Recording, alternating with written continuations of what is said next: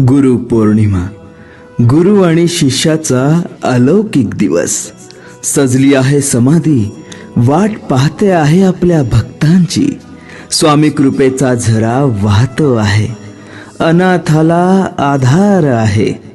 वाट खडतर आहे, पण पाठीशी स्वामी उभा आहे. तुझ मी अनंता काय सांगू आता, माझी आ सर्व चिंता असो द्यावी. गुरु माझा गणागोत, गुरु हीच माऊली.